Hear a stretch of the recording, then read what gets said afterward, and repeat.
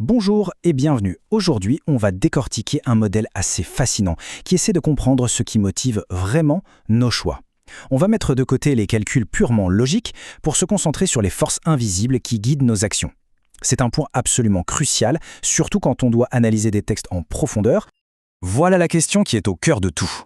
Les modèles classiques nous présentent un peu comme des calculateurs qui pèsent le pour et le contre de façon très froide, mais est-ce qu'on fonctionne vraiment comme ça ? Et si, au fond, nos décisions étaient plutôt guidées par quelque chose de bien plus viscéral, comme nos valeurs et nos émotions? Voici le programme. On va d'abord voir pourquoi le modèle rationnel a ses limites. Ensuite, on va apprendre à dessiner une sorte de carte de nos valeurs et à trouver notre boussole interne, le télos. Après ça, on plongera dans les deux forces qui animent nos actions. On verra un cas pratique pour que ce soit bien concret, avant de conclure sur les points essentiels à retenir pour la notation. Alors, pourquoi est-ce qu'on a besoin d'un nouveau modèle ? Tout simplement parce que les théories classiques oublient souvent deux choses fondamentales, nos convictions profondes et notre besoin d'appartenance à un groupe. C'est exactement là que l'axiodynamique entre en jeu. Rentrons dans le vif du sujet. Au lieu de nous voir comme des machines, ce modèle nous regarde pour ce que l'on est, des êtres sociaux, dont les actions sont chargées d'une véritable énergie émotionnelle nourrie par nos valeurs. Pour comprendre ce qui nous motive, il faut d'abord une carte. Imaginez que notre système de valeurs soit un territoire avec ses reliefs, ses frontières. C'est ça, le paysage axiologique. Et sur cette carte, le point de départ, c'est notre axiotype. C'est un peu notre ADN de valeur, notre configuration personnelle.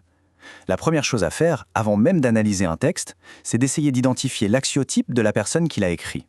Une fois qu'on a placé plusieurs points sur la carte, on peut mesurer la distance entre eux. Mais attention, ce n'est pas une simple ligne droite. On ne mesure pas juste un désaccord, on mesure une véritable opposition. Et c'est là toute la différence. Dans un espace classique, la distance est simple, mais dans notre paysage de valeurs, il y a des barrières. Passer d'une valeur qu'on défend à une valeur qu'on rejette complètement, ce n'est pas un petit pas de côté, c'est comme franchir un mur infranchissable. Et c'est cette notion de barrière qui rend ce modèle si puissant. Bon, on a notre carte. Maintenant, il nous faut une boussole. Pour un groupe, cette boussole, ce nord magnétique, ça s'appelle le télos. C'est ce qui donne une direction commune, qui aligne tout le monde. Attention, le télos, ce n'est pas un objectif qu'on écrit sur un tableau. C'est bien plus subtil. C'est comme un aimant invisible qui attire le groupe dans une direction précise. C'est la destination vers laquelle tout le monde tend, parfois sans même en avoir conscience. Le télos, c'est donc le ciment d'un groupe. Quand tout le monde est orienté dans la même direction, le groupe est incroyablement solide. Mais si certains commencent à dévier, des fractures peuvent apparaître. C'est justement par rapport à ce télos que s'orientent les forces dont on va parler maintenant. On en arrive au cœur de la machine. Tout comportement, en fait, peut se résumer à une interaction entre un moteur et un frein. Ce sont les deux forces qu'il faut absolument apprendre à identifier, la force conative, FC, et la force inhibitrice, FI. C'est en fait assez intuitif. La force conative, FC, c'est l'accélérateur. C'est l'énergie qui nous pousse vers un but, vers ce qu'on désire. À l'opposé, la force inhibitrice, FI, c'est le frein. C'est l'énergie de résistance qui nous fait reculer, qui nous pousse loin d'une menace ou de ce qu'on rejette. Pousser contre résistance. Ok, mais comment on les repère dans un texte ? C'est simple, il y a 4 étapes. D'abord, on cherche le vocabulaire du désir, de l'élan. Ça, c'est la force conative. Ensuite, on repère les mots de la peur, du rejet, de la défense. Ça, c'est la force inhibitrice. Puis, on évalue l'intensité. Est-ce qu'on parle d'une petite étincelle ou d'un véritable incendie ? C'est l'émotion dans le langage qui nous le dira. Et enfin, on se pose la question clé. Vers où tout ça nous mène ? Quelle est la cible ? Quel est ce fameux télos ? La théorie, c'est bien, mais est-ce que ça fonctionne dans la pratique ? Pour le vérifier, on va regarder une simulation électorale qui compare le modèle classique au modèle axiologique. Le modèle classique, c'est un peu simpliste. On voterait pour le candidat le plus proche de nos idées sur un axe gauche-droite. Mais le modèle axiologique, lui, est plus malin. Il sait qu'il y a des lignes rouges, des barrières de valeur qu'on ne franchira jamais, même si un candidat paraît être un choix logique sur le papier.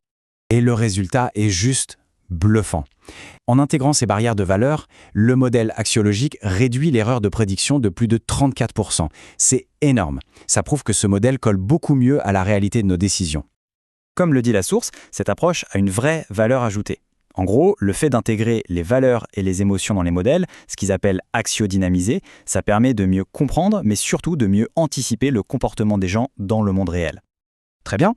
Maintenant, revenons à notre mission principale, la notation. Qu'est-ce qu'on doit retenir de tout ça concrètement ? Voilà le résumé. Tout comportement est un jeu d'équilibre entre une force de poussée, FC, et une force de résistance, FI. On trouve ces forces dans le langage, à travers l'émotion et les valeurs. Le télos, c'est la direction. Notre rôle, en tant qu'annotateur, c'est de jouer les détectives, trouver ces forces, mesurer leur puissance et déterminer leur orientation. Il faut bien saisir la portée de ce travail. Il ne s'agit pas juste de lire des mots. Il s'agit de décrypter l'architecture cachée des motivations derrière un discours, de comprendre ce qui fait vraiment agir une personne ou un groupe. Et ça nous laisse avec une question pour la fin. Si on arrive à faire ça, à cartographier ces forces invisibles texte après texte, est-ce qu'on ne pourrait pas, à plus grande échelle, mieux comprendre ce qui nous divise et ce qui nous rassemble dans le monde? Et peut-être, qui sait, construire des ponts plus solides. C'est tout l'enjeu.